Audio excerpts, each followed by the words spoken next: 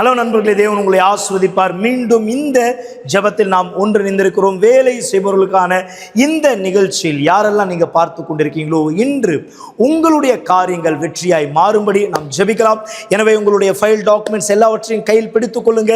யார் நீங்கள் இன்னைக்கு குறிப்பாக இன்டர்வியூக்கு போறீங்களோ, உறுதியை நம்புங்க, தேவன் உங்களுக்கான இந்த ஆசீர்வாதத்தை தருகிறார். எனவே உங்களுடைய கோப்பை தண்ணீரை ஆயத்தப்படுத்துங்கள். நாம் ஜெபிக்கலாம். கண்களை மூடுங்கள். தைரியம், விசுவாசம், சமாதானத்தை மற்றும் நாம் நேர்மையாய் எதை அவரிடத்தில் கேட்கிறோமோ அதை பெற்றுக்கொள்கிறோம். இந்த தருணத்தின் வாய்ப்பை பெற்றுக்கொண்டு கண்களை மூடி தேவன் மேலாக உங்கள் எண்ணங்களை உயர்த்துங்கள். இதுவே ஜெபம் செய்ய வேண்டிய நேரம்.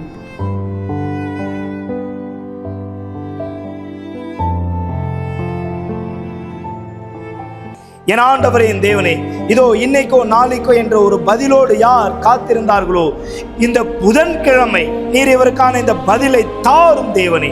இவரை நீர் பலப்படுத்தும்படியாய் நான் கேட்கிறேன். உம்முடைய வல்லமை இவர் வாழ்க்கையில் நீர் வெளிப்படுத்தும்படியாய் நான் கேட்கிறேன் தேவனே. இதோ எதெல்லாம் தன் வாழ்க்கையில் தடைகளாய் இருந்ததோ, எதெல்லாம் தன் வாழ்க்கையில் உபத்திரவமாய் இருந்ததோ, இவர் வேலைக்கு செல்லாதபடி, வியாபாரம் செய்யாதபடி இந்த தேவனை எல்லாவற்றை கட்டும். இதோ இன்றைக்கு இவர் போகிற இந்த காரியங்களை வெற்றியாய் மாற்றும். நாமம் மகிமைப்படும்படியாக இயேசுவின் நாமத்தினால் இதோ இந்த தண்ணீரை ஆசீர்வதியும். இதை நாங்கள் குடிக்கும் போது உம்முடைய பலத்தால் நிரப்பப்பட்டவராய் எங்களை மாற்றும். இன்றைக்கு போகும்போது எங்கெல்லாம் அடியெடுத்து வைக்கிறோமோ தேவன் இந்த ஆசீர்வாதத்தை நாங்கள் பெற்றுக்கொள்கிறோம். உறுதியாய் நம்புகிறோம். இயேசுவின் நாமத்தினால் இந்த நேரம் தண்ணீரை குடியுங்கள்.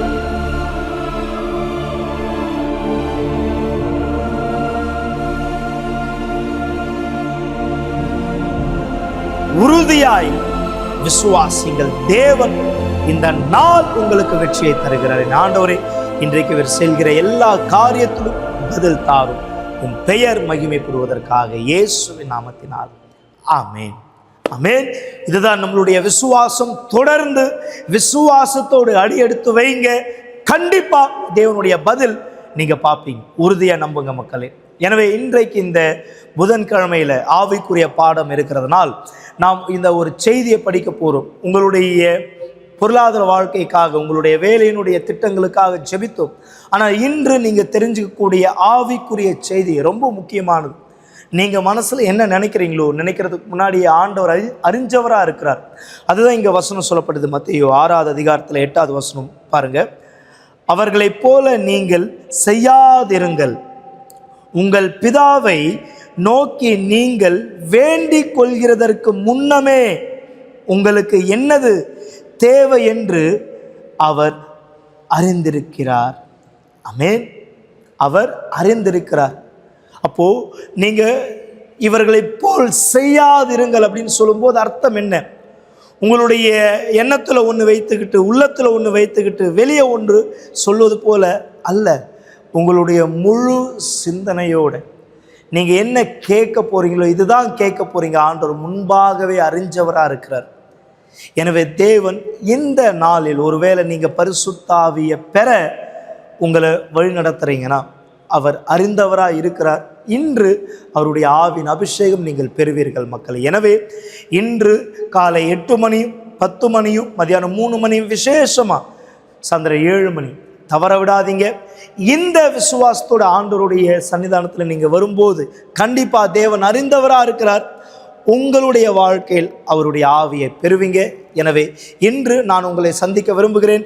எனவே நம்மளுடைய வெப்சைட்டை நீங்கள் பார்க்க விரும்புகிறேன். நம்மளுடைய வெப்சைட் ஆனது uckg.in. நீங்கள் இந்த வெப்சைட்டை பார்க்கலாம். எங்கே நம்மளுடைய ஆலயம் இருக்கோ நீங்கள் நம்மளுடைய ஆலயத்தில் வரலாம்.